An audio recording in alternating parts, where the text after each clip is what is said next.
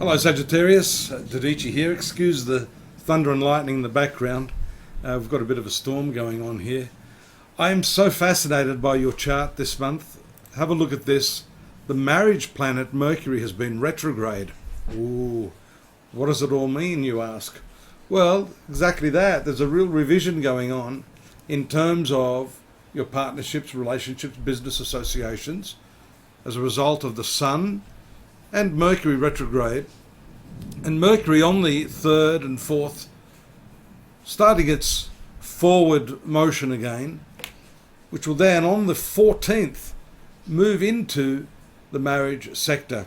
For the time being, however, this retrogression, along with the karmic point Uranus and Venus, has been making its impact felt in your zone of work, health and service.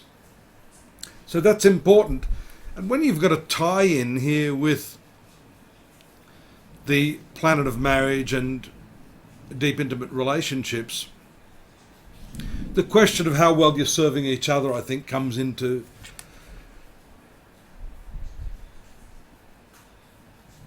the play of the relationship itself. I mean, how well does a relationship function? That depends on how selfless the couple is to each other.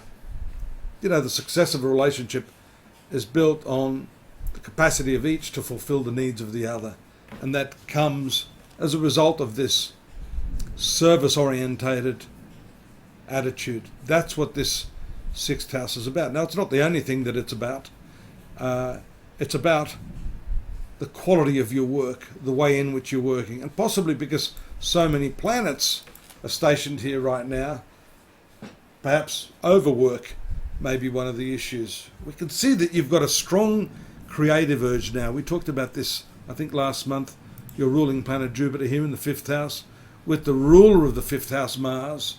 This is a creative area of the horoscope, and one which shows us your expansive, optimistic nature right now in terms of building momentum in that area. There may be a little bit of a setback in your creative projects as a result of this sextile aspect, retrogression of Saturn that starts on the 5th, actually, 5th of June.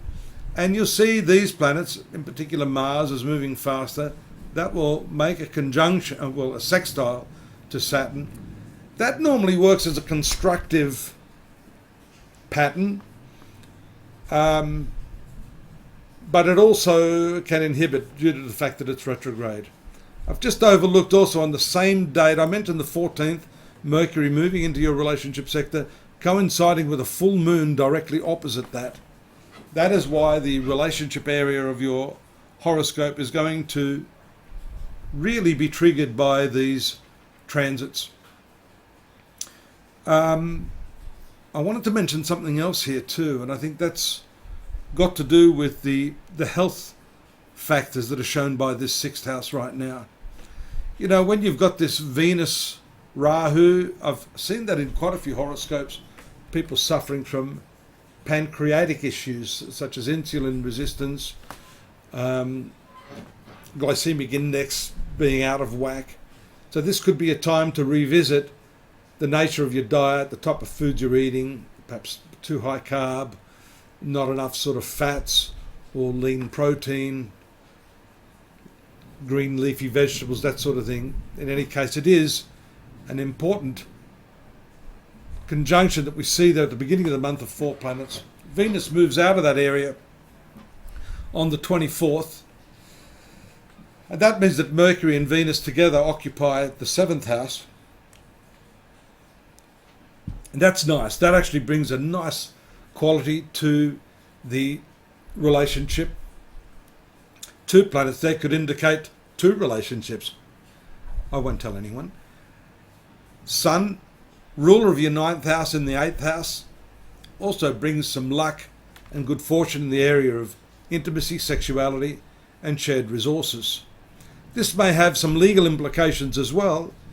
Being the legal planet in the 8th house, this could have to do with inheritances, money that's outstanding, such as superannuation, if you're at that retirement age. In America, I think you call it the 401k. Any sort of insurance claims, banking, and a shift in that aspect of your life. In particular, you notice here on the 29th, the new moon taking place in that area, which definitely shows a whole new perspective on finance, shared money, loans, and other monetary resources. That's the month in synopsis form. I call it the Oracle Express. We've got more there at astrology.com.au. Pop it over there, follow the links. Don't forget to subscribe. If you need to talk to me about something that's urgent, something more personal, you can always drop me a line, and I'm available to talk and organise an appointment if that's what you want. And of course, you must come back next month. I'll be here. See you then. Bye-bye.